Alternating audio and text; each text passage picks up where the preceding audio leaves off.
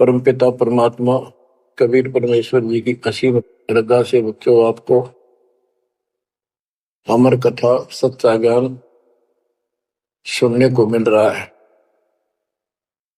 आपकी किस्मत परमात्मा ने अलग लेखनी से लिखी है, अलग आपका अकाउंट है जिस पर काल का कोई अधिकार नहीं है। बच्चों, परमात्मा का एक एक शब्द अपने को सत्य मानना होता है। या तो भक्ति पर लगो मत, भोगो कष्ट।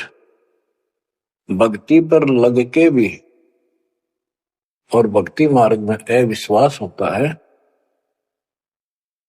तो वो प्राणी सफल नहीं होता। जैसे दास को पहले शुरुआत में परमात्मा की चाह खूब थी और ये सुना करते थे द्रौपदी का चीर मिट गया, नरसिंह दास भगत की कुंडली भगवान ने ली। तो इस तरह की बातें आत्मा मानती थी, भगवान कुछ भी कर सकता है, पर कोई कह देता था नहीं ऐसा नहीं हुआ करता है, तो वैसे भगवान की आस्था बनाने के लिए कह रखा है ऐसा नहीं हो सकता। तो मन ये भी मान लेता था कि ऐसा ना होगा, पर भगवान तो है। केवल इतना मानकर भक्ति कर रहे थे, दीक्षा भी ले ली थी और फिर परमात्मा ने ऐसा अजब गजब किया, वो सारी शंका मिटा दी। लोहे की जाड़ी को 1 फुट से ज्यादा बढ़ा दिया और दोनों को बढ़ा दिया 1 को भी। तो बच्चों, विश्वास बहुत जरूरी है। जैसे आपको उदाहरण दिया जाता है सत्संग के माध्यम से। एक गांव के बाहर 2 साधक साधना कर रहे थे। एक 40 साल से बैठा था, आयु 60 के आसपास हो चुकी थी। दूसरा 4 वर्ष से साधना करने लगा था, वो भी घर त्याग कर बाहर आश्रम बना रखा था। तो बच्चों, वैसे तो साधना दोनों की ही शास्त्र विरुद्ध थी। पिछले संस्कार से प्रेरणा इतनी प्रबल हो जाती है कि आत्मा भगवान की तरफ तड़प जाती है, उसको खोज के लिए निकल पड़ती है और जैसा कोई मार्गदर्शन मिलता है उसी अनुसार अपना सारा जीवन कुर्बान कर देती है। उससे उसका कुछ तप बन जाता है और कुछ सिद्धियां आनी शुरू हो जाती हैं। उससे उसका वहां बोलबाला हो जाता है। फिर उसकी मृत्यु के बाद वहां एक यादगार बना दी जाती है। वो नरभाग आप तो नरक में गया, आने वाले उस गांव की कई पीढ़ियों को भी नरक भेजने का सामान तैयार कर गया। आने वाली पीढ़ियां उसी को मत्था टेक टेक के उस कब्र पे, उसकी मूर्ति पे और अपनी मनोकामना पूर्ण करवाती है। होता किसी का कुछ नहीं, पर वह भावना बन जाए, एकाधिका वैसे सूत बैठ जाए, दाव लग जाए। स्वाभाविक जो भक्ति ना करते उनका भी हो जाता, वो तो उसका संस्कार होता था और वो नियमित उसका कर देते थे। हम भी ऐसे ही थे। अब बताना चाहता दास, फिर भी विश्वास बहुत काम करता है। भगवान उसके नंबर देता है अलग से, तो उसकी भक्ति में आस्था अगले जन्म में भी बनी रहती है। इस तरह की क्रियाओं से जो आस्तिक और नास्तिक दोनों क्रिया करता है, वो घर का रहता ना घाट का। एक देवदूत आया करता था ऊपर से, विष्णु जी के लोक से, और वो आकर के उन दोनों भक्तों से काफी देर तक चर्चा परमात्मा की करता था। और वो प्रश्न करते रहते थे, भगवान ठीक है, वहां की व्यवस्था कैसी है। तो वो देवदूत दोनों भक्तों के पास घंटों बैठ कर जाया करता था। देवदूत से भगवान ने पूछा भी, विष्णु ने कहा जाता है ये ऐसे ऐसे आपके भगत हैं, बहुत गजब के, कुर्बान हाथ के लिए तो उस गांव में, और मैं वहां बैठ रहता हूँ कुछ देर जाके, तो आपके ऊपर तो कुर्बान है। तो विष्णु जी बोले फिर मैं भगत तो एक है, एक तो वैसे टाइम पास कर रहा है। देवदूत बोला जी वो होगा जो 40 साल से आपके लिए कुर्बान घर छोड़ के आया हो। तो भगवान बोले ना, दूसरा कि 4 साल से बैठा है वो भगत है, उसको मुझ पर विश्वास है और बड़े को विश्वास नहीं है। ये बात उस देवदूत का गले नहीं उतरा, ये तो हो ही नहीं सकता। तो भगवान ने समझ लिया कि देवदूत को विश्वास नहीं मेरी बात पे। तो विष्णु जी बोले भाई एक काम करना देवदूत, आज तू लेट जाना समय से, बस जिस समय जाता है,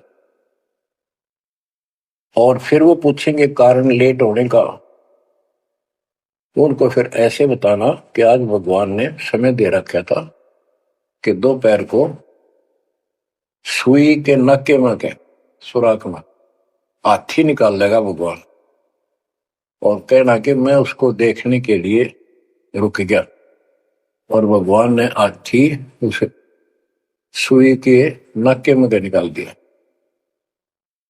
वो इसी तरह किया। देवदूत पहले उसके पास गया, बड़े के पास, क्योंकि उसको भरम था। तो विष्णु जी ने कहा था फिर ये देखना वो कौन क्या प्रक्रिया करता है, तुझे स्वयं फैसला हो जाएगा भगत कौन है। देवदूत उस बड़े के पास गया,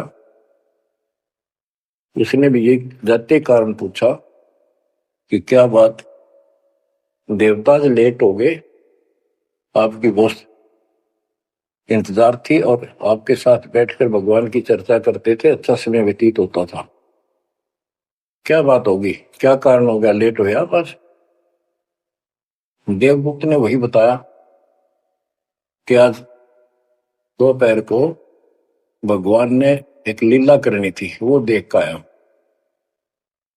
तो भगत बोला क्या लीला की, कि कमाल कर दिया भाई, हद कर दी। भगवान ने एक हाथी को सुई के नक्के में निकाल दिया, इसको देख कर आया मैंने, इसको देखने के लिए रुका था। भगत बोला 40 साल वाला देवदूत देवता इसी झूठ बोल किसी का दत्त जा, ये कभी हो सकता है? सुई के नक्के में का हाथी निकल जा, क्यों झूठ बोल रहा है? देवता होकर ऐसी बात कर रहा था। तो उस देवदूत के होश उठ गए, उसके सारे अनुभव फेल हो गया। तो भगवान ठीक कह के थे तो कति डांगर है, जब इसको इतना विश्वास नहीं भगवान कुछ नहीं कर सकता, तेरे जैसा घसियारा है, फिर भक्ति क्यों कर रहा है? देवदूत उठ कर चल पड़ा। फिर वो 4 साल वाले के पास गया, उसने सोचा यूं तो हमारा धमका दे मेरे को, गुस्से होएगा, इसको तो ज्ञान ही कुछ नहीं होगा अभी तक। तो उस 4 साल वाले ने भी, भगत ने पूछा देवदूत तो लेट हो गए, आपके आने की बड़ी इंतजार रहती थी, आज तो सोच लिया था शायद नहीं आएंगे, क्या काम हो गया ऐसा कोई, हमें भी बताओ। देवदूत बोला भाई ये बताऊं, झूठ में कह नहीं सकता और सच्ची की शेखर गला उतरती नहीं। भगत बोला बताओ तो सही क्या बात है। क्या दोपहर को भगवान ने एक लीला करनी थी, मैं उसको देखने के लिए रुक गया। क्या लीला थी? देवदूत बोला सुई के नक्के में गए भगवान ने हाथी निकालना था। भगत बोला फिर क्या हो गया? कि वही निकाल दिया, कमाल कर दिया। बोला बस भगवान निकाल दे, सारी पृथ्वी ने धरती ने सुई के नक्के में गए, आप हाथी में आश्चर्य कर रहे हो? तो देवदूत ने सीने से लगा दिया उस बालक को, मैं बोला धन्य तेरे माता पिता जिससे जन्म हुआ है। भक्ति कर विश्वास नहीं तो खाक भक्ति है वो। कह कबीर सुनो विषा दो, मैं तो हूं विश्वास में। तो अपने परमात्मा की लीला पर अविश्वास नहीं होना चाहिए, और ये धीरे धीरे आपके साथ भी परमात्मा ऐसी लीला करते रहेंगे और कर भी दी होगी, और ना भी हो तो इतने सारे प्रमाण दिए जाते हैं, विश्वास कर लेना, परमात्मा की भक्ति से दूर ना होना। अब बच्चों, आपको अजब गजब का ज्ञान दास बता रहा है, जो संत गरीबदास जी को परमात्मा से प्राप्त हुआ। और ऐसा निर्णायक ज्ञान है, इसका रिजल्ट इस पूरी कथा का फिर बाद में आपको बहुत अच्छा निष्कर्ष मिलेगा।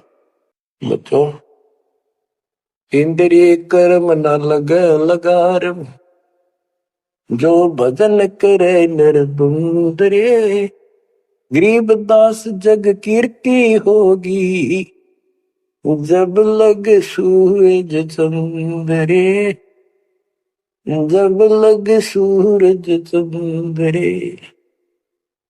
बच्चों, आने वाली पीढ़ियां आपको भी याद करा करेंगी, जब तक चांद सूरज रहेंगे आपका नाम रहेगा कि हमारे कौन माता पिता, कौन दादा परदादा दादी इसे अमृत ज्ञान को हमारे कुल में लाए थे। आने वाली पीढ़ियों के उद्धार के लिए तुम जिम्मेवार हो, कुर्बान हो जाओ। परमात्मा आपको मोक्ष दे, सदा सुखी रखे। सत साई।